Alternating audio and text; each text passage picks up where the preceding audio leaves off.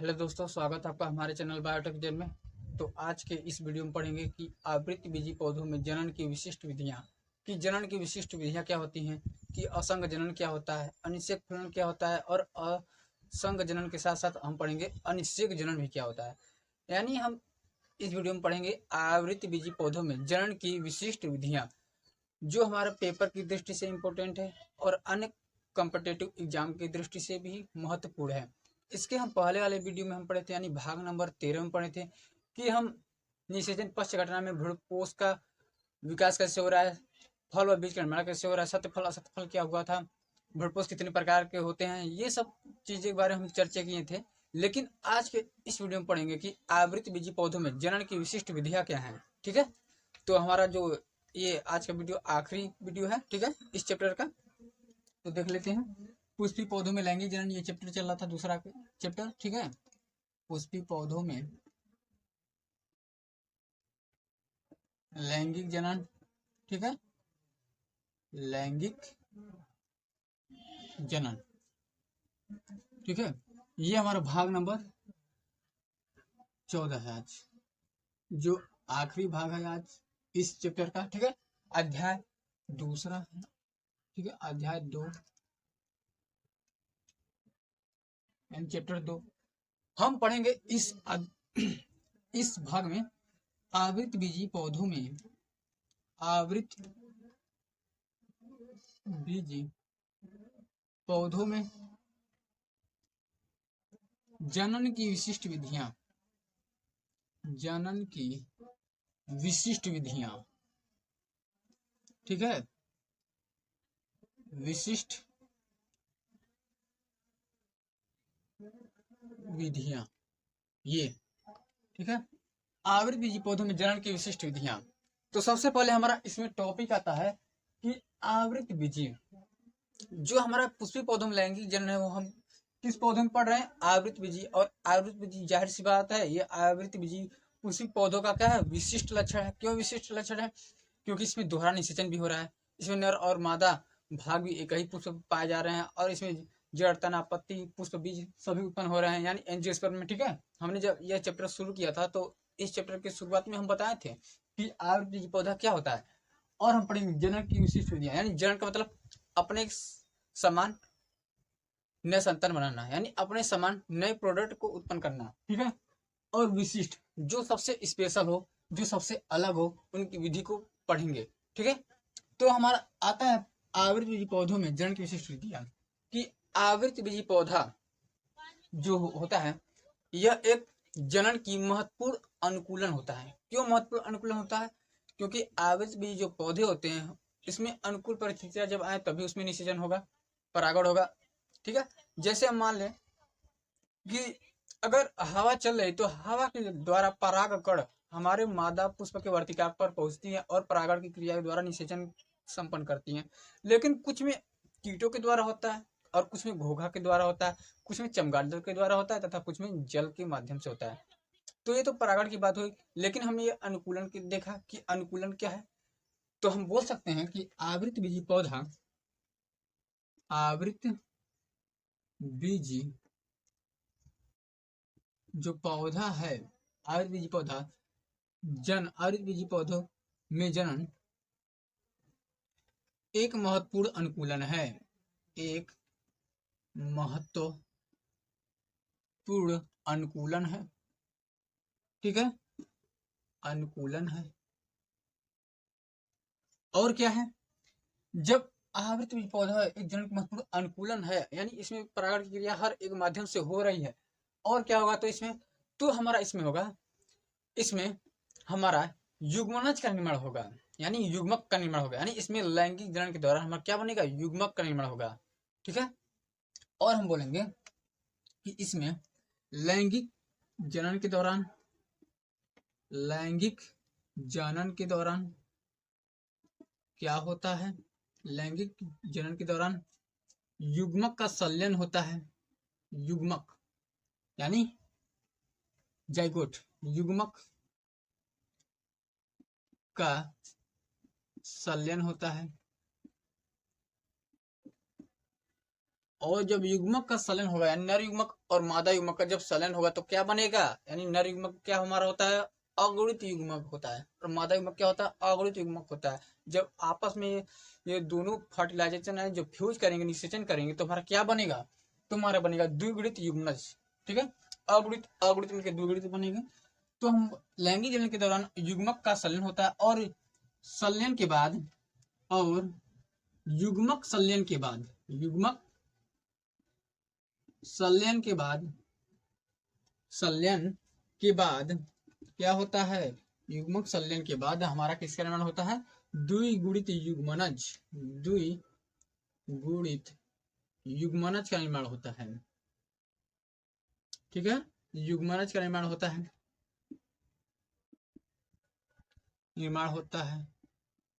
और हमने बताया कि युग्मनज आगे विकसित होकर क्या बनाता है, आगे विकसित होकर हमारा भ्रूण बनाता है, भ्रूण। ठीक है, हमने बताया था इसी चैप्टर में है कि युग्मनज पूर्ण रूप से विकसित होकर क्या बनाता है, भ्रूण बनाता है, और युग्मनज द्विगुणित युग्मनज का निर्माण होता है, और द्विगुणित युग्मनज विकसित होकर, यानी युग्मनज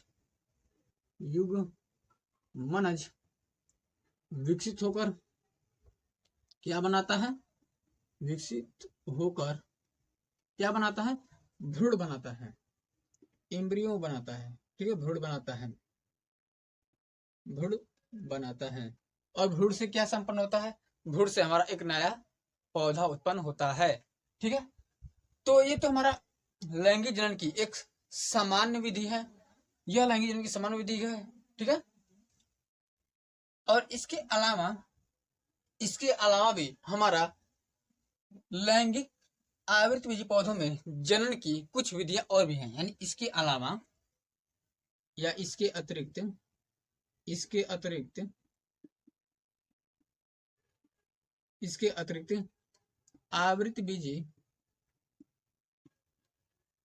आवृतबीजी पौधों में जनन की कुछ विधियां और भी हैं, कुछ विधियां और भी पाई जाती हैं, और भी पाई जाती हैं, और भी पाई जाती हैं। जैसे वह विधि है हमारा असंग जनन। पहला क्या है, असंग जनन, असंग जनन। तो हम समझ लेते हैं कि आवृतबीजी पौधों में जनन की विशिष्ट विधियां क्या है, कि आवृतबीजी पौधों में जनन एक क्या है, एक महत्वपूर्ण अनुकूलन है, यानी अनुकूल समय में भी हमारा क्या होता है, परागण होता है, परागण से निषेचन, निषेचन से हमारा वही जनन हो गया। ठीक है, जिसको बोलते हैं अपने समान नए पौधे को उत्पन्न करना, अपने समान नए जाति को उत्पन्न करना। और लैंगिक जनन के दौरान युग्मक का सलन होता है, तो जाहिर सी बात है, जब हमारा नर में नर युग्मक, मादा में मादा युग्मक जो होता है, लैंगिक जनन होता है, तो हमारा युग्मक का सलन होता है, और युग्मक सलन के बाद हमारा द्विगुणित युग्मनज का निर्माण होता है। आप कंफ्यूज मत होइएगा, ये युग्मनज है और ये युग्मक है। युग्मक हमारा क्या होता है, युग्मक हमारा होता है जो हमारा मेल एंड फीमेल पार्ट होता है, उनमें जो हमारा बनने वाला जो हमारा गेमिट होता है उसी को बोलते हैं युग्मनज। और जो युग्मनज होता है, युग्मक होता है, वो हमारा क्या होता है, हैप्लॉइड यानी अगुणित होता है, और अगुणित मिलकर हमारा क्या बनता है, डिप्लॉइड यानी द्विगुणित, इसे बोलते हैं युग्मनज। यानी दो युग्मक आपस में फ्यूज करेंगे, निषेचन करेंगे, तो आपस में क्या बनेगा, द्विगुणित युग्मनज। ठीक है, तो युग्मनज का निर्माण होता है, और युग्मनज विकसित होकर भ्रूण बनाता है। तो ये तो हमारा लैंगिक जनन की सामान्य विधि हो गई। ठीक है, लेकिन इसके अतिरिक्त यानी इसके अलावा आवृतबीजी पौधों में जनन की कुछ विधियां और भी पाई जाती हैं, जैसे असंग जनन है। अब इसको इरेज कर देते हैं, समझ गए आप लोग। अब देखेंगे कि असंग जनन क्या होता है। ठीक है, असंग जनन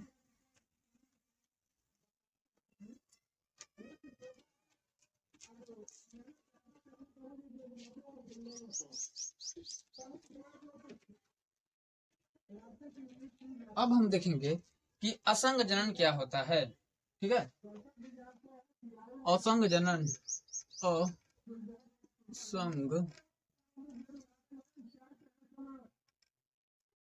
असंग जनन। तो असंग जनन का मतलब असंग यानी बिना जनन किए हुए, बिना निषेचन किए हुए क्या निर्माण करता है? नए पौधा बनाता है। यानी असंग जनन में क्या होता है, जब कभी कभी पौधे, हमेशा नहीं होता है लेकिन कभी कभी पौधे बिना युग्मक संलयन के ही, बिना अर्धसूत्री विभाजन के ही क्या कर लेते हैं, नए पौधे का निर्माण कर लेते हैं, तो उसे क्या बोलेंगे? असंग जनन। और जब बिना युग्मक से ही, बिना अर्धसूत्री विभाजन के ही जब हमारा नए पौधे बना रहे हैं, तो एक यह विधि आ जाती है जिस विधि को हम बोलते हैं क्या? अलैंगिक विधि। यानी यह एक अलैंगिक विधि की तरह कार्य करने लगता है, असंग जनन। ठीक है, इसी को बोलते हैं असंग जनन। और असंग जनन हमारा कितने प्रकार का होता है? 2 प्रकार का, एक कायिक असंग जनन और दूसरा होता है अपबीजाणुता। ठीक है, ये होता है। ठीक है, दूसरा सॉरी अनिषेक बीजता होता है। ठीक है, कायिक असंग जनन और दूसरा अनिषेक बीजता। ठीक है, तो हम इसको लिख लेते हैं। असंग जनन क्या होता है? कभी कभी पौधों में, कभी कभी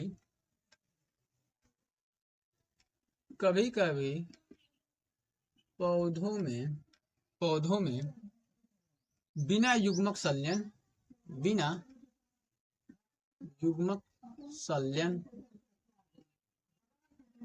व अर्धसूत्री विभाजन के ही, अर्धसूत्री विभाजन के ही, अर्धसूत्री विभाजन के ही, अर्धसूत्री विभाजन के ही क्या बना लेता है? विभाजन के ही नए पौधे का निर्माण करता है। नए पौधे का निर्माण करता है, तो उसे क्या कहते हैं? असंग जनन। असंग जनन कहते हैं, असंग जनन कहते हैं। लेकिन यह असंग जनन हमारा बिना युग्मक संलयन व अर्धसूत्री विभाजन के ही नए पौधे का निर्माण हो रहा है, तो हम यह बोल सकते हैं कि अलैंगिक जनन की यह विधि है। यह एक अलैंगिक जनन की विधि है। यह एक अलैंगिक जनन की विधि है,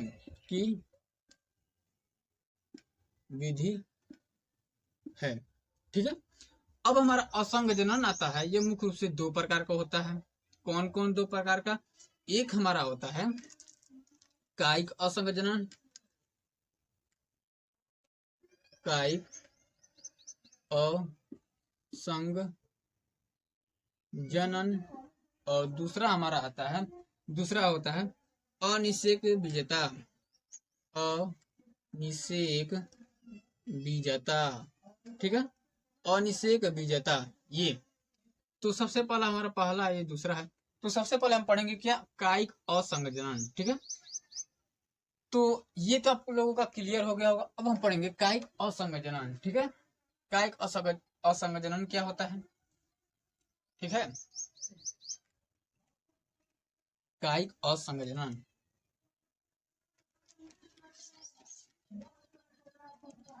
क्या लिखेंगे? कायिक असंग जनन। ठीक है, कायिक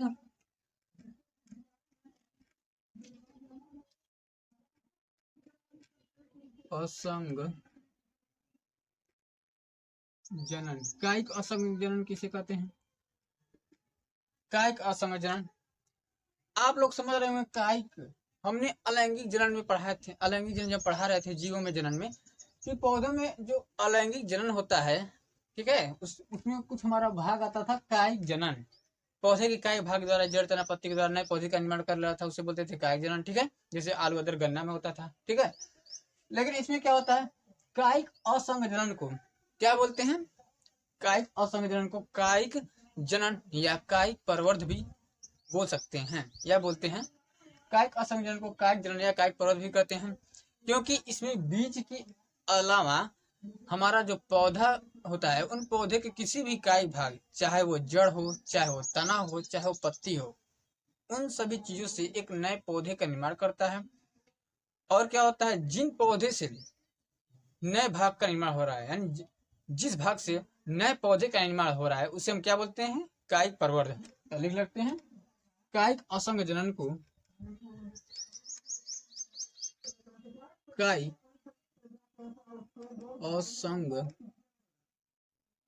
जनन को कायिक जनन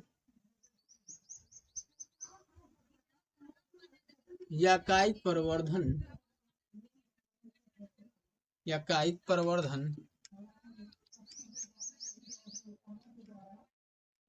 कहते हैं। यह बीज के अतिरिक्त यह बीज के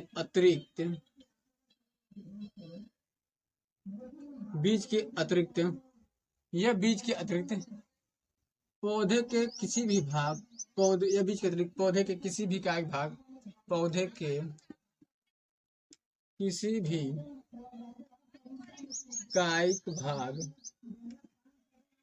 भी कायिक भाग जैसे जड़, तना तथा पत्ती से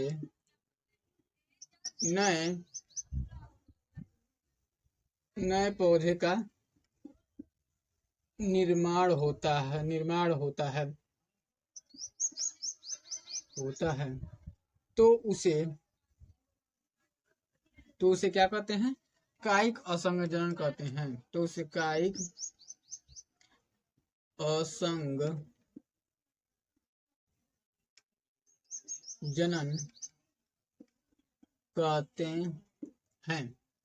और जिस भाग से नए पौधे का निर्माण होता है उसे कायिक प्रवर्धन कहते हैं। जिस भाग से नए पौधे का निर्माण होता है, नए पौधे का निर्माण होता है, उसे कायिक प्रवर्धक कहते हैं। कायिक प्रवर्धक कहते हैं। इसका एग्जाम्पल आता है आलू, अदरक तथा गन्ना आदि में और भी होता है। ठीक है, ये यानी कायिक असंग जनन को कायिक जनन या कायिक प्रवर्धन भी कहते हैं। यह बीज के अलावा पौधे के किसी भी कायिक भाग जैसे जड़, तना तथा पत्ती से नए पौधे का निर्माण होता है, तो उसे कायिक असंग जनन कहते हैं। और जिस भाग से नए पौधे का निर्माण होता है, ये सबसे इंपॉर्टेंट लाइन है, जिस भाग से नए पौधे का निर्माण होता है उसे क्या बोलते हैं? कायिक प्रवर्धक कहते हैं। एग्जाम्पल इसका आता है आलू, अदरक तथा गन्ना में। ठीक है, क्लियर। अब इसके बाद हमारा दूसरा आता है, वह होता है अनिषेक बीजता। ठीक है, अनिषेक बीजता।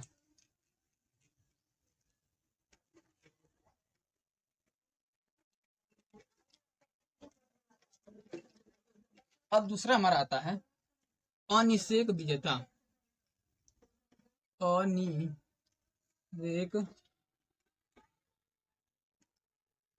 बीजता।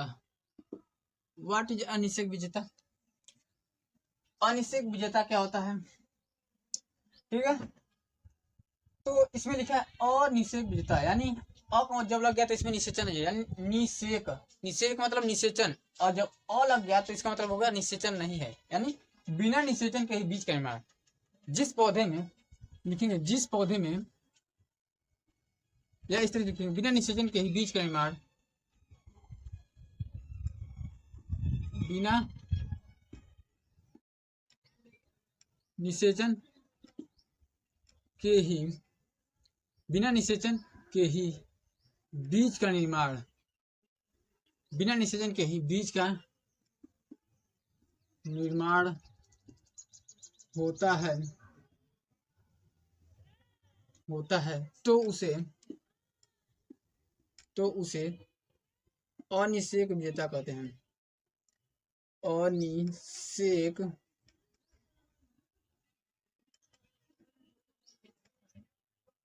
बीजता कहते हैं। अनिषेक विजेता कहते हैं। ठीक है, और यह बिना लैंगिक जनन से ही क्या कर रहा है, बीज का निर्माण कर रहा है, और बिना लैंगिक जनन के ही ये बीज बना रहा है, यानी ना इसमें युग्मक संलयन होगा और ना इसमें अर्धसूत्री विभाजन होगा। ठीक है, और हम बोल सकते हैं कि अनिषेक विजेता हमारा और भी होता है। अनिषेक विजेता मुख्य रूप से हमारा और 4 प्रकार का होता है, जैसे इसमें पहला को मान सकते ए, दूसरा आएगा बी, तीसरा आएगा सी और चौथा आएगा डी। ये हमारा 4 प्रकार का हो गया। ठीक है, ठीक है, जैसे हमारा आता है पहला अपस्थानिक भ्रूणता। अपस्थानिक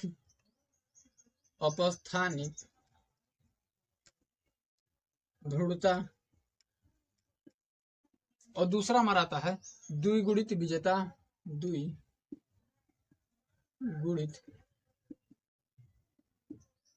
विजेता। तीसरा हमारा आता है अपबीजाणुता। अपबीजाणुता, और चौथा आता है अपयुग्मन। अपयुग्मन। ये हमारा 4 प्रकार का क्या होता है, अनिषेक विजेता हमारा 4 प्रकार का होता है। फर्स्ट जो है यानी ए नंबर का जो है वो हमारा अपस्थानिक भ्रूणता, और दूसरा बी नंबर का है जो हमारा द्विगुणित विजेता, तीसरा सी नंबर का है अपबीजाणुता, और चौथा डी नंबर का है अपयुग्मन। तो सबसे पहले हम देखेंगे कि अपस्थानिक भ्रूणता क्या होता है। ठीक है, अब देखेंगे अपस्थानिक भ्रूणता। ठीक है,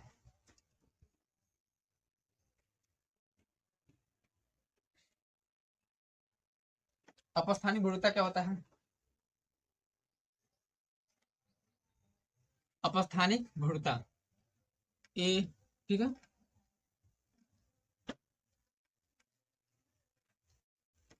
अपस्थानिक भ्रूणता। अपस्थानिक भ्रूणता क्या होता है, कुछ पौधों में जो बीज होता है वह बीजांड के किसी भी द्विगुणित कोशिका, चाहे वो बीजांडकाय हो चाहे वो अधवर्ण की कोशिका से क्या निर्माण करता है, भ्रूण का निर्माण करता है। ठीक है, कुछ पौधों में जो हमारा बीज होता है वह बीज बीजांड की किसी भी द्विगुणित कोशिका से, चाहे वो अंडक अधड़ की कोशिका हो चाहे वो बीजांडकाय की कोशिका हो, उनसे निर्मित होता है, जिससे भ्रूण का निर्माण कर सके, उसे बोलते हैं अपस्थानिक भ्रूणता। ठीक है, तो लिखेंगे जब बीज बीजांड के किसी भी द्विगुणित कोशिका किसी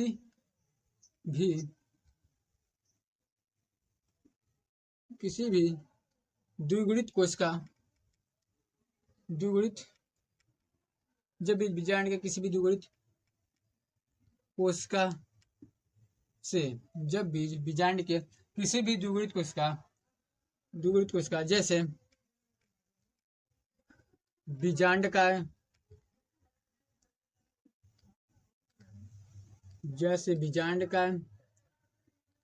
अध्यावरण की कोशिका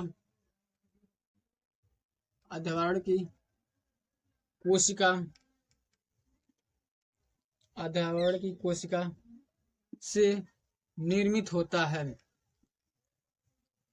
अधवर्ण की कोशिका से निर्मित होता है। जब बीज बीजांड की किसी भी द्विगुणित कोशिका जैसे बीजांडकाय या अधवर्ण की कोशिका से निर्मित होता है, क्या निर्मित होता है, बीज से भ्रूण का निर्माण निर्मित होता है, तो उसे क्या कहते हैं, अपस्थानिक भ्रूणता। तो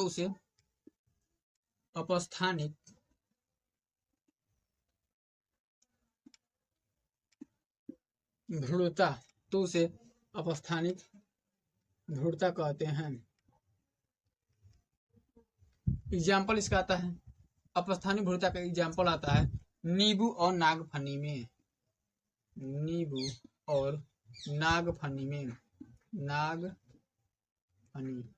बस इसका ही एग्जाम्पल है। यानी जब बीज बीजांड के किसी भी द्विगुणित कोशिका, चाहे वो बीजांड का हो चाहे वो अधवर्ण की कोशिका से निर्मित होता है, क्या निर्मित होता है, भ्रूण का निर्माण करता है, तो उसे बोलते हैं अपस्थानिक भ्रूणता। इसका एग्जाम्पल आता है नींबू में और नागफनी। ठीक है, अब दूसरा हमारा था इसमें द्विगुणित विजेता। ठीक है, क्लियर।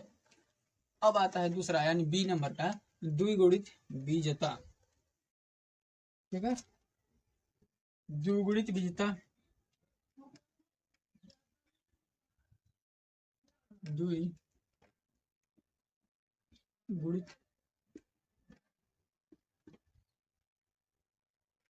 बीजता। द्विगुणित बीजता क्या होता है? ठीक है, द्विगुणित बीजता यानी जब किसी पौधों में गुरु बीजाणु मात्र कोशिका बिना अर्धसूत्री विभाजन से ही भ्रूणकोश का निर्माण करती हैं, तो भ्रूणकोश में उपस्थित सभी जो द्विगुणित कोशिका होती है उनमें से मुख्य रूप से अंड कोशिका, जो हमारा द्विगुणित है या अगुणित कुछ भी है, जो अंड कोशिका है वह बिना नर युग्मक के संलयन से ही किसका निर्माण कर ले, भ्रूण का निर्माण कर ले, तो उसे बोलते हैं द्विगुणित बीजाणुता। ठीक है, द्विगुणित बीजाणुता। ठीक है, द्विगुणित बीजाणुता। ठीक है, यानी जब गुरु बीजाणु मात्र कोशिका बिना अर्धसूत्री विभाजन किए ही क्या कर ले, भ्रूणकोश का निर्माण कर ले, और भ्रूणकोश में उपस्थित सभी द्विगुणित कोशिका जैसे अंड कोशिका वह बिना नर युग्मक के संलयन से ही किसका निर्माण कर ले, भ्रूण का निर्माण कर ले, तब हम इसे बोलेंगे द्विगुणित बीजाणुता। इसका एग्जाम्पल आता है इक्सेरी डेंटाटा। ठीक है, इक्सेरिस डेंटाटा, इसका एग्जाम्पल हमारा आता है इक्सेरिस डेंटाटा। ये यानी तो हम इसमें लिखेंगे क्या, जब गुरु बीजाणु मात्र कोशिका, जब गुरु बीजाणु मात्र कोशिका,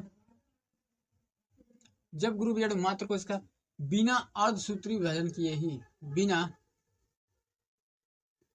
अर्धसूत्री विभाजन किए ही, बिना अर्धसूत्री विभाजन किए ही भ्रूणकोश का निर्माण करती हैं, भ्रूणकोश का निर्माण करती हैं,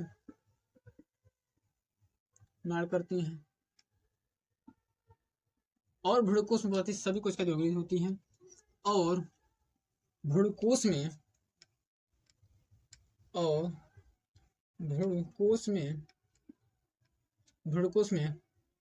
उपस्थित सभी कोशिकाएं द्विगुणित होती हैं,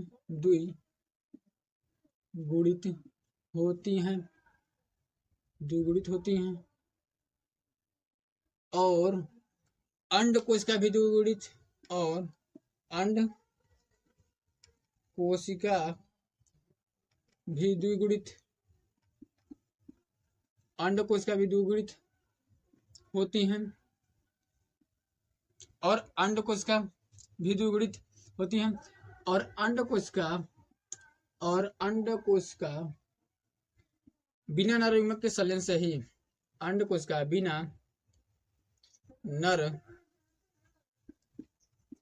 युग्मक के संलयन से ही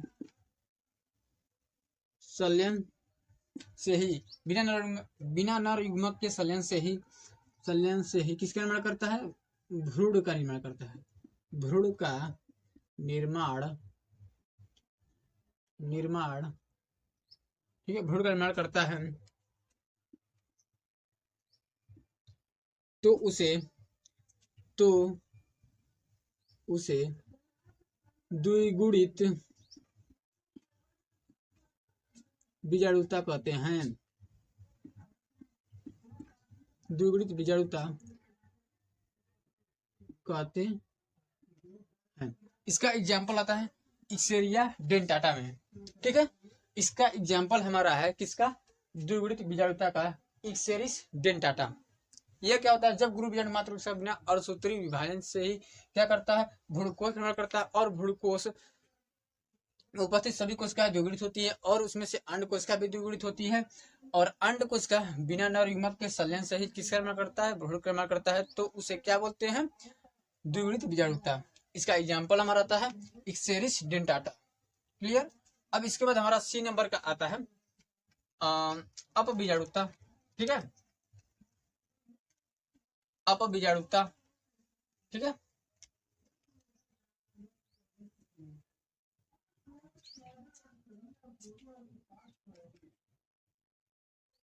अभिजड़ता, अभिजड़ता क्या होता है?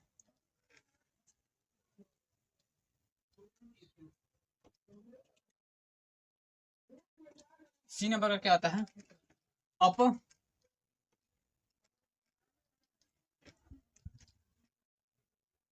बीजाणुता। अब बीजाणुता क्या होता है?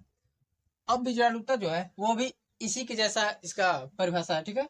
अब बीजाणुता में क्या होता है? जब बीजांडकाय, जब बीजांडकाय में उपस्थित सभी कोशिकाएं, जब बीजांडकाय में उपस्थित भ्रूणकोश की सभी कोशिकाएं द्विगुणित होती हैं, तो उसमें जो अंड कोशिका होता है वो बिना नर युग्मक के संलयन से ही किसका निर्माण करता है? भ्रूण का निर्माण करता है। तो उसे क्या बोलते हैं? इस यहाँ पे लिख देंगे अब बीजाणुता। अब बीजाणुता,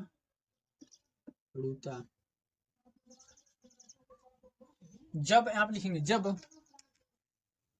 जब बीजांडकाय, जब बीजांडकाय के, जब बीजांडकाय के किसी भी द्विगुणित कोशिका से, किसी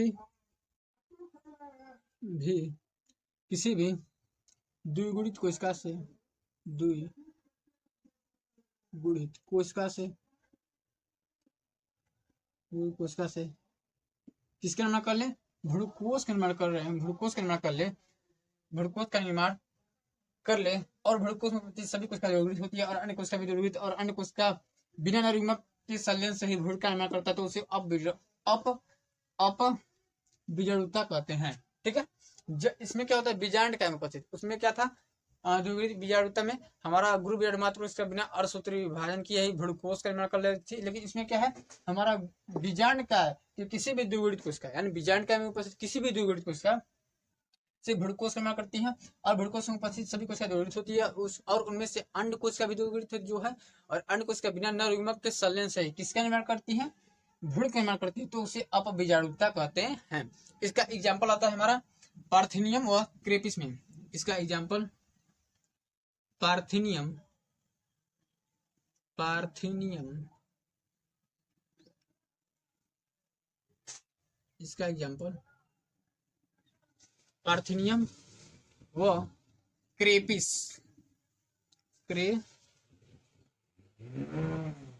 ठीक, पार्थिनियम और क्रेपिस में होता है। क्लियर हो गया इतना? तो आगे बढ़ते हैं। इसके बाद हमारा है अपयुग्मन, ठीक है, अपयुग्मन। इसके बाद हमारा आता है अपयुग्मन, ठीक है, अपयुग्मन।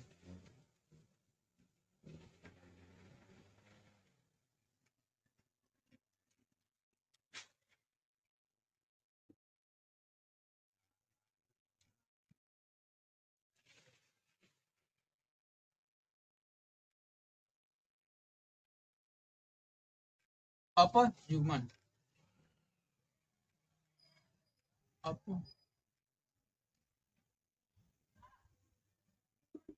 अपयुग्मन, ठीक है। अपयुग्मन क्या होता है? जब भ्रूणकोश में उपस्थित अंड कोशिका के अलावा, जब भ्रूणकोश में उपस्थित अंड कोशिका के अलावा किसी भी अवृत कोशिका से, चाहे वो सहायक कोशिका हो या प्रतिबिंब कोशिका है, उनसे क्या करता है? भ्रूण का निर्माण करता है, तो उसे बोलते हैं अपयुग्मन, ठीक है। तो लिखेंगे, ठीक है, जब जब जब भ्रूणकोश में उपस्थित, कोश में उपस्थित,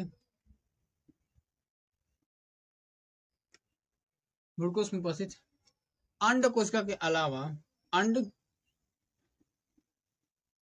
कोशिका के अलावा, अंड कोशिका के अलावा किसी भी अगुणित कोशिका से, किसी भी अगुणित कोशिका से, अगुणित कोशिका से किसका निर्माण कर ले? अगुणित कोशिका से, किसी भी अगुणित कोशिका, जैसे जैसे सहायक कोशिका, सहायक कोशिका, और प्रतिमुख कोशिका,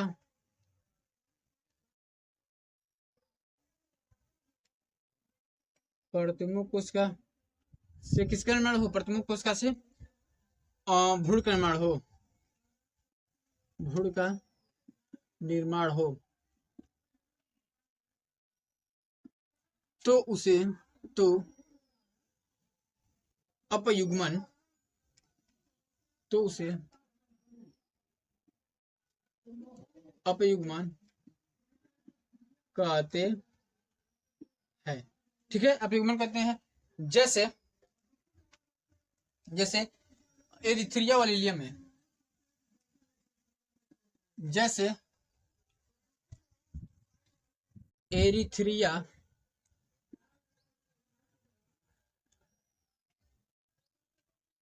वलीलियम में, एरिथ्रिया वलीलियम में ये यानी जब भ्रूणकोश में उपस्थित, यानी ऐसी कोशिका जब वो भ्रूणकोश में उपस्थित है, वो अंड कोशिका के अलावा, यानी ऐसी कोशिका जो भ्रूणकोश में उपस्थित है और अंड कोशिका के अलावा किसी भी अगुणित कोशिका, अगुणित कोशिका जैसे सहायक कोशिका या प्रतिमुख कोशिका से भ्रूण का निर्माण करते हैं, भ्रूण का निर्माण हो तो उसे क्या बोलते हैं, अपयुग्मन। इसका एग्जाम्पल क्या होता है, एरिथ्रिया वलीलियम में। ठीक है, अब इसके बाद हम पढ़ेंगे अनिषेक फलन क्या होता है। ठीक है, अनिषेक फलन यानी असंग जनन खत्म हो गया। ठीक है, अब पढ़ेंगे अनिषेक फलन। ठीक है, अनिषेक फलन के बाद पढ़ेंगे अनिषेक जनन, अनिषेक जनन के बाद पढ़ेंगे बहुभ्रूणता। उसके बाद ये टॉपिक साथ साथ पूरा चैप्टर ही क्लियर हो जाएंगे, यानी खत्म हो जाएगा। अब हमारा टॉपिक है अनिषेक फलन। अनिषेक फलन, अनिषेक फलन क्या होता है,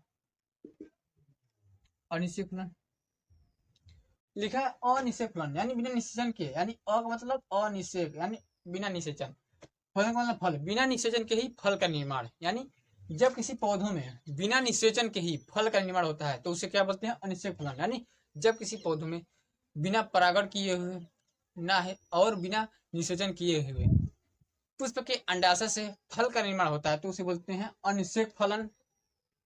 ठीक है, और जो अनिषेक फलन जो होते हैं, इनमें जो फल में जो बीज होते हैं वो फल में बीज बहुत कम होते हैं, यानी फल में जो बीज होते हैं वो बीज रहित होते हैं, बीज रहित फल होते हैं। तो इसमें लिखेंगे बिना परागण, ठीक है, लिखेंगे बिना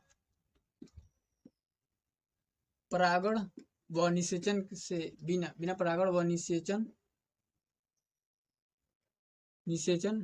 के ही, बिना परागण व निषेचन के ही अंडाशय से,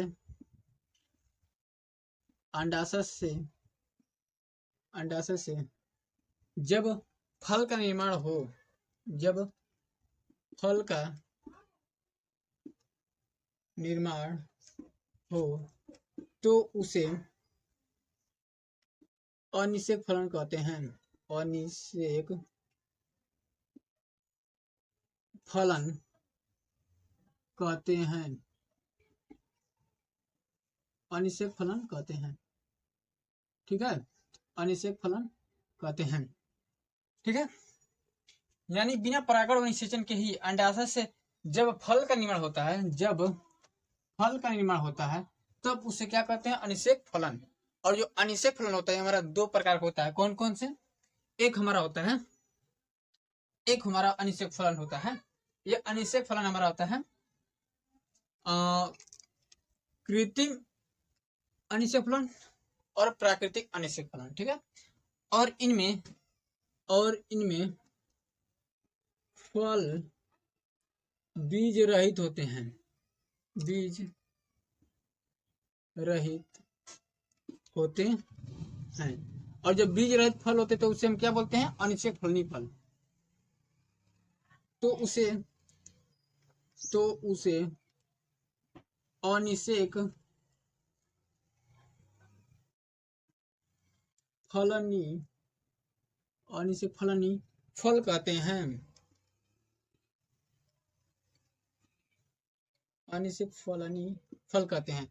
और जो अनिषेक फलन होता है हमारा दो प्रकार का होता है, कौन कौन सा, एक होगा प्राकृतिक अनिषेक फलन, प्राकृतिक अनिषेक फलन और दूसरा होगा कृत्रिम अनिषेक फलन। कृत्रिम अनिषेक फलन, ये ठीक है। तो अनिषेक फलन कितने प्रकार का होता है? अनिषेक फलन हमारा दो प्रकार का होता है। पहला है फर्स्ट प्राकृतिक अनिषेक फलन, और जो सेकंड है यानी दूसरा है वो कृत्रिम अनिषेक फलन होता है। तो सबसे पहले हम पढ़ेंगे प्राकृतिक अनिषेक फलन। ठीक है, ठीक है, इतना क्लियर हुआ। तो अब पढ़ेंगे प्राकृतिक अनिषेक फलन, जो कि अनिषेक फलन का हमारा भाग है। ठीक है, अब पढ़ेंगे जो पहला था, पहला प्राकृतिक अनिषेक फलन। अनिषेक फलन, प्राकृतिक अनिषेक फलन क्या होता है? प्राकृतिक मतलब स्वयं, उसमें किसी मानव के कोई भी कार्य शामिल नहीं है। ठीक है, यानी प्राकृतिक में स्वतः कार्य हो रहा है। ठीक है, यानी प्रकृति के द्वारा उत्पन्न हो रहा है। और जब जहां पर हम कृत्रिम लग जाएगा यानी मानव के द्वारा, उसमें मानव के द्वारा कुछ कार्य किया गया है, तब वो फल तैयार हो रहा है। ठीक है, प्राकृतिक अनिषेक फलन क्या होता है? यानी प्राकृतिक अनिषेक फलन में इस पुष्पासन से फल स्वतः निर्मित होता है। ठीक है, यानी इसमें फल, इसमें पुष्प के अंडाशय से, पुष्प के अंडाशय से फल स्वतः निर्मित हो जाता है। स्वतः निर्मित यानी बन जाता है, स्वतः निर्मित हो जाता है, स्वतः निर्मित हो जाता है। उसे क्या बोलते हैं? प्राकृतिक अनिषेक फलन। ठीक है, इसका एग्जाम्पल आता है। ठीक है, और ये फल तो हमारा बीज रहित होंगे ही, जैसे हमारा होता है केला में, अंगूर में और अनानास में, ये। ठीक है, यानी इसमें पुष्प के अंडाशय से फल स्वतः ही निर्मित हो जाता है, यानी ये प्राकृतिक है, इसमें किसी मानव के द्वारा कोई विकार किया गया नहीं है। ठीक है, और जो दूसरा हमारा आता है, दूसरा हमारा है कृत्रिम अनिषेक फलन। कृत्रिम अनिषेक फलन। अब दूसरा क्या होता है? कृत्रिम अनिषेक फलन। ठीक है, कृत्रिम अनिषेक फलन क्या होता है? इसमें कुछ मानव के द्वारा यानी ऐसा फल को तैयार किया जा रहा है जिस फल में बीज ना ही हो, यानी कम हो। और जब कृत्रिम यानी जो मानव के द्वारा किया जाता है, तो मानव के द्वारा जाहिर सी बात है, किसी फल या को बड़ा करना हो, या किसी फल को मीठा करना हो, या किसी फल के नस्ल को अच्छा करना हो, या किसी फल में बीज को कम करना है, तो हम क्या करेंगे? मानव के द्वारा कुछ हार्मोन का छिड़काव करेंगे उस पुष्प के अंडाशय पर, या उस पुष्प के अंडाशय में किसी भी तरीके से मानव के द्वारा हम करेंगे। तो हार्मोन का हम उसमें छिड़काव करके क्या करेंगे? उस फल को हम अपने इच्छा अनुसार जैसा करना चाहे वैसा हो सकता है। ठीक है, तो इसमें मानव द्वारा कौन सा हार्मोन छिड़काया गया है? तो ऑक्सिन व जिब्रेलिन, जिससे फल तो बन रहे हैं लेकिन बीज रहित फल बन रहे हैं। जैसे हमारा टमाटर हो गया, अंगूर हो गया, नींबू हो गया। ठीक है, तो देखते हैं, जब मानव के द्वारा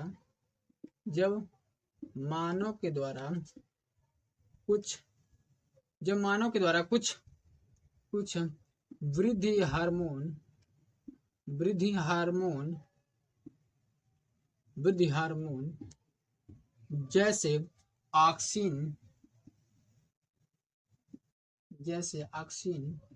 व जिबरेलिन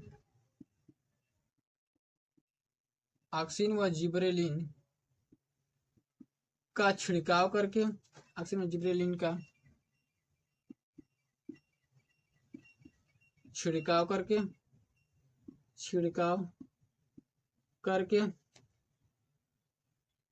पुष्प से बीज रहित फल तैयार किया जाता है। बीज रहित फल को तैयार किया जाता है। किया जाता है तो उसे कृत्रिम अनिषेक फलन कहते हैं।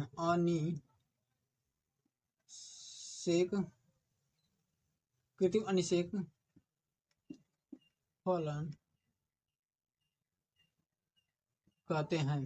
ठीक है, कृत्रिम अनिषेक फलन कहते हैं। इसका एग्जाम्पल क्या आता है कृत्रिम अनिषेक फलन का? नींबू टमाटर, जैसे नींबू हो गया, टमाटर हो गया,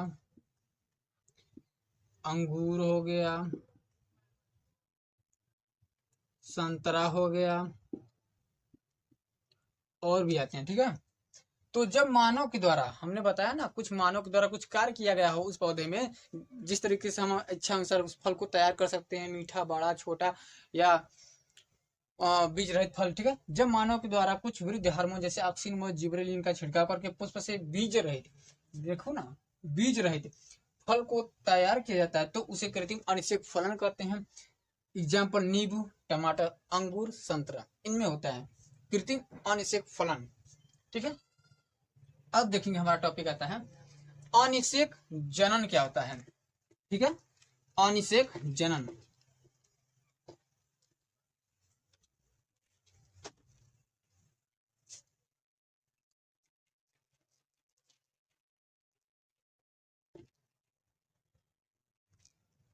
अब हम देखेंगे अनिषेक जनन। अनिषेक जनन। अनिषेक जनन क्या होता है? तो इसमें लिखा है अनिषेक जनन का मतलब अनिषेक, जहां पर अनिषेक यानी आगे अ लग जाए, निषेचन के पहले अ लग जाए, तो हम क्या बोलेंगे? बिना निषेचन के। ठीक है, बिना निषेचन के जनन हो रहा है। ठीक है, तो हम बोलेंगे बिना निषेचन के ही अंडकोश का, क्योंकि जो हमारा नर युग्मक है वो अंडक की उसका से ही हमारा फ्यूज करके क्या बनाएगा? हमारा भ्रूण बनाएगा, जिससे हम बोलते हैं जनन। ठीक है, ठीक है, तो बिना निषेचन के ही अंड कोशिका से भ्रूण का निर्माण। लिखेंगे बिना निषेचन से ही, बिना निषेचन से ही, बिना निषेचन के ही, बिना निषेचन के ही अंड कोशिका से, अंड कोशिका से, अंड कोशिका से भ्रूण का निर्माण, भ्रूण का निर्माण, बिना निषेचन के ही अंड कोशिका से भ्रूण का निर्माण, भ्रूण का निर्माण होता है तो उसे अनिषेक जनन कहते हैं। अनिषेक जनन कहते हैं। बिना निषेचन के ही अंड कोशिका से भ्रूण का निर्माण जब होता है, भ्रूण का निर्माण जब होता है तो उसे अनिषेक जनन कहते हैं। क्यों अनिषेक जनन कहते हैं? क्योंकि बिना अंड कोशिका से ही भ्रूण का निर्माण हो रहा है, यानी इसमें नर युग्मक का संलयन नहीं हो रहा है अंड कोशिका में, और ये बन रहा है हमारा अनिषेक जनन। ठीक है, अनिषेक जनन जो हमारा बन रहा है, तो हम बोल सकते हैं कि यह बिना लैंगिक जनन किए ही काम कर रहा है, यानी बिना लैंगिक जनन किए ही यह भ्रूण का निर्माण हो रहा है। क्योंकि हमारा अंड कोश का जो है, अंड कोश का हमारा अगुणित है, और जो अगुणित है तो इससे बनने वाला भ्रूण भी हमारा अगुणित होगा। जब भ्रूण अगुणित होगा तो हम मान सकते हैं या बोल सकते हैं कि यह हमारा भ्रूण बद्ध होगा। ठीक है,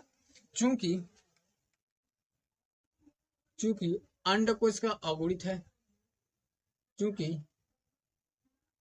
अंड कोश का क्या है? अगुणित है, अगुणित है, और उससे बनने वाला भ्रूण भी, और उससे बनने वाला भ्रूण भी अगुणित होगा, अगुणित और उससे बनने वाला भ्रूण भी अगुणित होगा, जिससे भ्रूण पूरी तरह से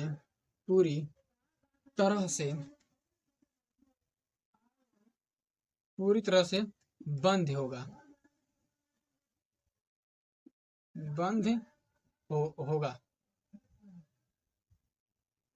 ये, ठीक है, अनिषेक जनन में। ठीक है, जैसे हमारा आता है अनिषेक जनन किसमें होता है, अगर एग्जाम्पल में आ जाए या पेपर में आ जाए, एमसीक्यू में एक नंबर में किसी भी एग्जाम में, तो हम लिखेंगे आलू में होता है अनिषेक जनन, आलू में और अदरक में, सॉरी आलू और धतूरा में। बस ये हमारा अनिषेक जनन कंप्लीट। अब इसके बाद एक आखिरी टॉपिक है, वह है बहुभ्रूणता। बहुभ्रूणता भी हमारा एमसीक्यू में आ सकता है, ठीक है, पेपर में। बहुभ्रूणता यानी पॉली एम्ब्रियोनी, ठीक है। तो बहुभ्रूणता क्या होता है देखते हैं। बहुभ्रूणता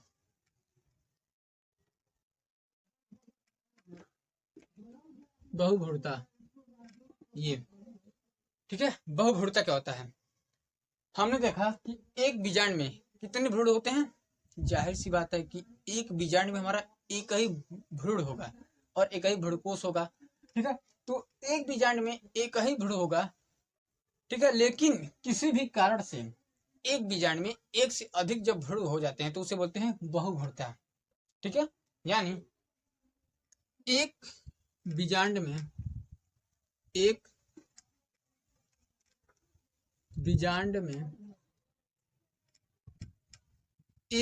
ही भ्रूण बनता है, एक बीजांड में एक ही भ्रूण का निर्माण होता है,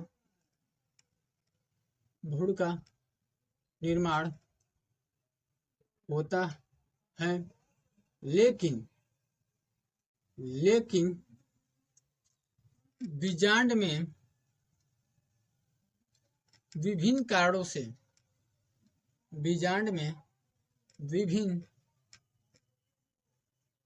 से एक से अधिक भ्रूण बन जाते हैं, एक से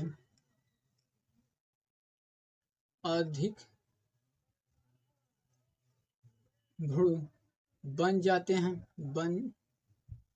जाते हैं, तो उसे बहुभ्रूणता क्या है, तो उसे बहुभ्रूणता कहते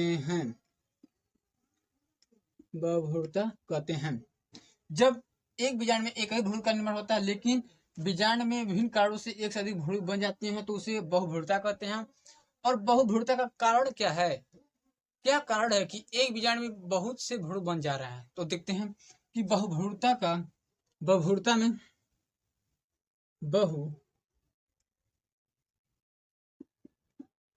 में जो युग्मनज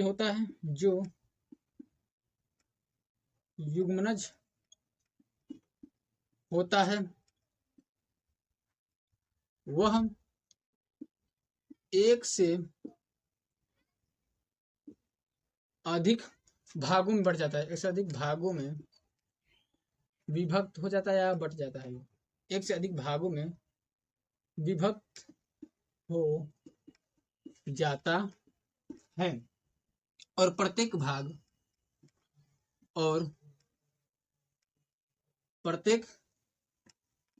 भाग एक से अधिक भागों में विभक्त हो जाता है, और प्रत्येक भाग भ्रूण बनाता है, और प्रत्येक भाग क्या करता है, भ्रूण बनाता है। इस तरीके से हमारा एक बीजांड में एक से अधिक भ्रूण का निर्माण होता है, ठीक है, भ्रूण का निर्माण होता है। और यह घटना सिट्रेसी कुल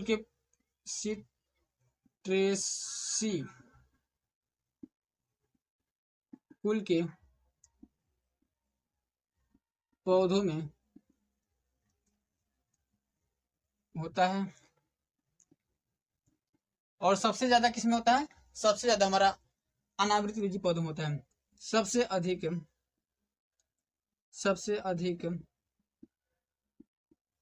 बहुभुरता सबसे अधिक बहुभुरता अनावृत बीजी पौधों में, अनावृत बीजी पौधों में होता है, आवृत बीजी पौधों में होता है। और सबसे कम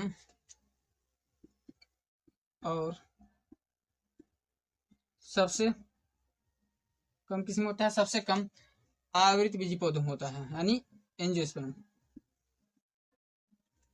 आवृत बीजी पौधों में होता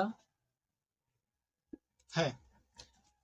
तो बहुभुरता क्या होता है? एक बीजाणु में एक ही भ्रूण का निर्माण होता है, लेकिन बीजाणु में विभिन्न कारणों से एक से अधिक भ्रूण बन जाते हैं, तो उसे बहुभुरता कहते हैं। बहुभुरता में जो युग्मनज होता है वह एक से अधिक भागों में विभक्त हो जाता है और प्रत्येक भाग भ्रूण बनाता है। और यह घटना सिट्रेसी कुल के पौधों में होता है, लेकिन सबसे ज्यादा किसमें होता है? सबसे अधिक बहुभुरता अनावृत बीजी पौधों में होता है, सबसे अधिक अनावृत बीजी पौधों में, और सबसे कम आवृत बीजी पौधों में होता है। और किस कुल के पौधों में यह घटना देखी गई? सिट्रेसी कुल के पौधों में देखा गया। ठीक है। और युग्मनज क्या होता है? एक से अधिक भागों में विभक्त हो जाता है। ठीक है। और सब यह भी पूछा जाता है कि बहुभुरता की खोज किसने की? तो इसका खोज एंटोनी वन ल्यूवेनहॉक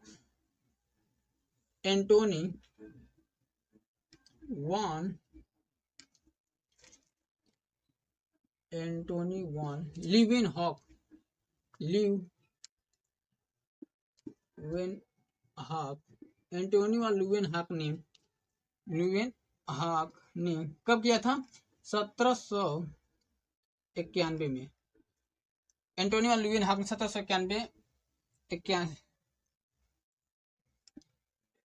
ने 1791 में संतरे के बीज में किया था। संतरे के बीज में किया था।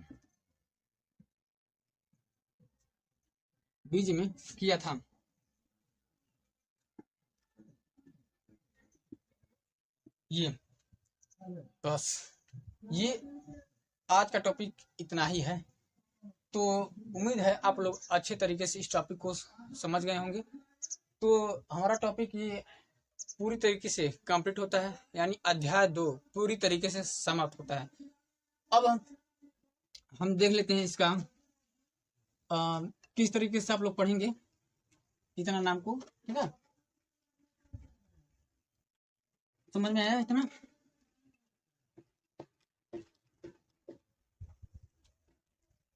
तो हमारा ये आवृत बीजी पौधों में जनन की विशिष्ट विधियां हमने क्या क्या पढ़ा? इसमें हमने पढ़ा असंग जनन। क्या पढ़ा? असंग जनन। और असंग जनन हमारा 2 प्रकार का होता है। कौन कौन? कायिक और अनिषेक विजेता।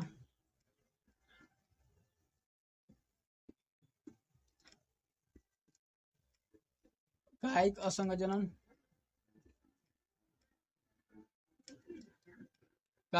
जनन, और दूसरा है अनिषेक विजेता।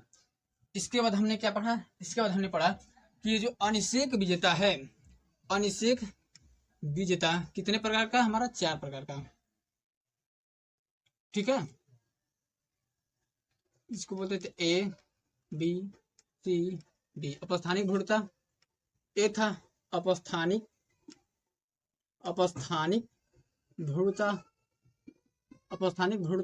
और दूसरा द्विगुणित बीजाणुता,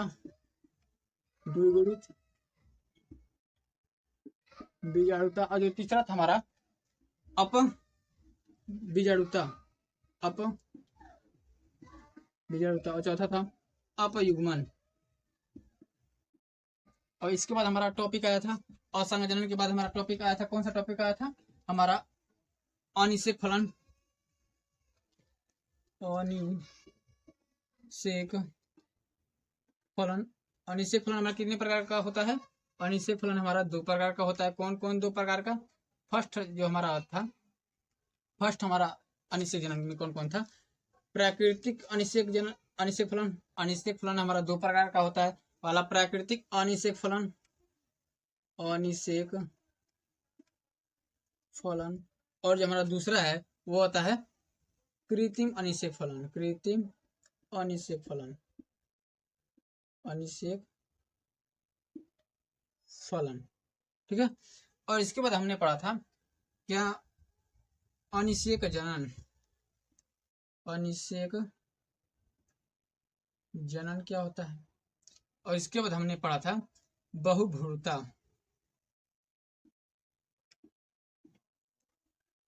बस, यानी आज के इस वीडियो में हमने इतने चीजों को पढ़े थे। यानी आवृतबीजी पौधों में जनन की विशिष्ट विधियां क्या है, असंग जनन क्या है, असंग जनन कितने प्रकार के होते हैं, और उस असंग जनन में हमारा जो अनिषेक विजेता है वो कितने प्रकार के होते हैं, उन पूरे प्रकार के बारे में हमने अच्छे से डिटेल में एग्जाम्पल के साथ पढ़ा। और इसके बाद आता है अनिषेक फलन क्या होता है, अनिषेक फलन कितने प्रकार का होता है, इसका भी एग्जाम्पल के साथ पढ़ा। और अनिषेक जनन क्या होता है, और बहुभ्रूणता क्या होता है। यानी इसमें से जो हमारा ये इम्पोर्टेंट हो, और हमारा अनिषेक फलन, ये असंग जनन, ये हमारा पूर्ण रूप से, और ये एमसीक्यू में भी पूछ सकता है, एमसीक्यूज, ठीक है, एमसीक्यूज में भी पूछ सकता है ये। यानी इन चीजों को आज हमने पूरी तरीके से डिस्कस किया, और हमारा ये अध्याय पूरी तरीके से समाप्त होता है। उम्मीद है आप लोगों को ये टॉपिक पूरी तरीके से समझ में आया है। अगर समझ में आया है तो हमारे वीडियो को लाइक कीजिए, चैनल को सब्सक्राइब कीजिए, और दोस्तों के साथ शेयर करना ना भूलिए। मिलते हैं आपको अगले वीडियो में नए टॉपिक के साथ। तब तक के लिए आपका बहुत बहुत धन्यवाद।